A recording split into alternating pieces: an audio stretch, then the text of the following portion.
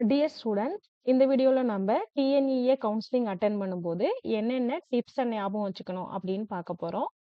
First one, arrange the colleges based on your priority. அதாவது நீங்க choice filling பண்ணும்போது உங்களோட சாய்ஸ் ஃபில்லிங் பேஜ் இப்படி தான் இருக்கும்.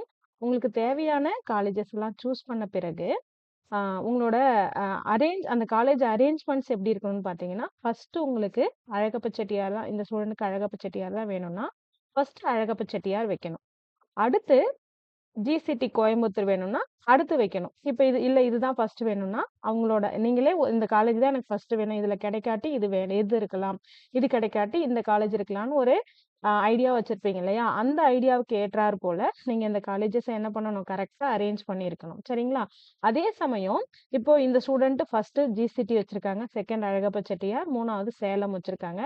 அண்ட் ஒன் மோர் திங், இந்த ஸ்டூடெண்ட்டுக்கு ட்ரிபிள் படிக்க மட்டும் தான் இன்ட்ரெஸ்ட், அதனால ட்ரிபிள் மட்டும் சூஸ் பண்ணியிருக்காங்க. சரியா?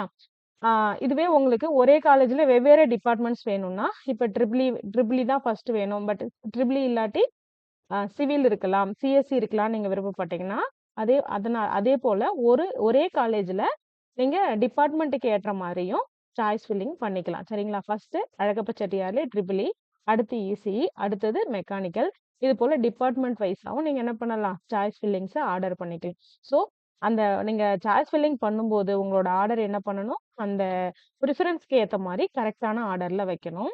அண்ட் அதே சமயம் உங்களோட கட் ஆஃப்ஸ் என்னென்ன காலேஜ் கிடைக்குமோ அதையும் உங்களோட சாய்ஸ் ஃபில்லிங்ல சேர்க்கணும். சரிங்களா? இப்ப இந்த ஸ்டூடெண்ட் கவர்மெண்ட் காலேஜ்ல ஃபர்ஸ்ட் ஜிசிடி அழகப்ப செட்டியார், அடுத்தது சேலம் காலேஜ் வச்சுட்டு, அடுத்ததா என்ன பண்றாங்க, செங்கிப்பட்டி காலேஜ்ல, அதாவது இந்த ஸ்டூடெண்டோட கட் ஆஃப்ல செங்கிப்பட்டி கவர்மெண்ட் இன்ஜினியரிங் காலேஜ்ல சீட் கிடைக்கும்ன்றதுனால 4வது ஆப்ஷனா அவங்க இதை வச்சிருக்காங்க. அது போல நம்மளோட கட் ஆஃப்க்கு என்ன காலேஜ் கிடைக்குமோ அந்த சாய்ஸையும் நம்மளோட சாய்ஸ் ஃபில்லிங்ல இன்க்ளூட் பண்ணணும். சரிங்களா? அடுத்து செகண்ட் பாயிண்ட், நீங்க 3 டேஸ் சாய்ஸ் ஃபில்லிங் பண்ணி முடிச்ச பிறகு நெக்ஸ்ட் 2 டேஸ் வந்து டென்டேட்டிவ் அலாட்மெண்ட்டை கன்ஃபார்ம் பண்ணணும்.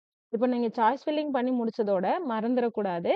அடுத்து நீங்க கன்ஃபார்ம் பண்ணலைன்னா உங்களோட அலாட்மெண்ட் வந்து கேன்சல் ஆயிடும். சரியா? அதனால இப்போ 14, 15, 16 ஃபர்ஸ்ட் ரவுண்ட்ல சாய்ஸ் ஃபில்லிங் பண்றாங்கன்னா, அடுத்து 17, 18 வந்து கன்ஃபார்ம் பண்ணணும். 17th மார்னிங் உங்களோட லாகின்ல போய் பார்த்தீங்கன்னா, உங்களுக்கு என்ன காலேஜ் கிடைச்சிருக்கோ அந்த காலேஜ் உங்களோட லாகின்ல காட்டும். சரிங்களா? இப்ப கிடைச்சிருக்க அலாட்மெண்ட்டே உங்களுக்கு ஓகே, இதுவே எனக்கு போதும்னா அக்செப்ட் அண்ட் ஜாயின் கொடுத்து நீங்க பர்டிகுலர் காலேஜ்ல போய் ஜாயின் பண்ணிடலாம். இப்போ ஃபர்ஸ்ட் ஆப்ஷனே கிடைச்சிருக்குன்னா உங்களுக்கு அதுல சாட்டிஸ்ஃபேக்டடா ஆயிடும். இல்ல ஃபர்ஸ்ட் ஆப்ஷன் கிடைச்ச பிறகு எனக்கு செகண்ட் ஆப்ஷன் வேணும்னா கேட்கக்கூடாது. அதுக்கு தான் நீங்க சாய்ஸ் ஃபில்லிங் பண்ணும்போதே கரெக்டா எது ஃபர்ஸ்ட் வேணுமோ அதை ஃபர்ஸ்ட் வைக்கணும், எது அடுத்து வேணுமோ அதை செகண்ட் வைக்கணும். அது போல நீங்க கரெக்டான ஆர்டர்ல சாய்ஸ் ஃபில்லிங் பண்ணணும். சரிங்களா? அடுத்து இப்ப எனக்கு கிடைச்சிருக்க ஆப்ஷனும் ஓகே, பட் மேல உள்ள காலேஜ்ல ஏதாவது ஒண்ணு கொடுங்கன்னு கேட்டா நீங்க அக்செப்ட் அண்ட் அப்வர்டுன்னு கேட்கணும். சரிங்களா? இப்ப கிடைச்சிருக்க சாய்ஸ் உங்களுக்கு வேண்டாம் அப்படின்னா கண்டிப்பா நீங்க டிக்ளைன் அண்ட் அப்வர்டு தான் கொடுக்கணும். சரிங்களா? எனக்கு அப்வர்டு வேண்டும், அப்வர்டு மட்டும்தான் வேண்டும், கிடைச்சிருக்க காலேஜ் வேண்டாம்னா ஆப்ஷன் கண்டிப்பா டிக்ளைன் அண்ட் அப்வர்டு தான் கொடுக்கணும். தென் ஏன்னா நீங்க அக்செப்ட் அண்ட் அப்வர்டு கொடுத்துட்டீங்கன்னா உங்களோட சர்டிபிகேட்ஸ் டிஎஃப்சில சப்மிட் பண்ணிடுவீங்க. அப்புறம் அப்வர்ட்ல அதே காலேஜ் வரும்போது, அதாவது அப்வர்டு மூவ் ஆகாம சேம் காலேஜ் கிடைக்கும்போது நீங்க அந்த சர்டிபிகேட்ஸை திரும்ப வாங்க முடியாது. அது வாங்குறதுக்கு எப்படியும் 1 மந்த் ஆயிடும். சரிங்களா? அதே போல உங்களுக்கு அமௌண்ட் ரீஃபண்ட் ஆக 3 மந்த்ஸ் கூட ஆகலாம்.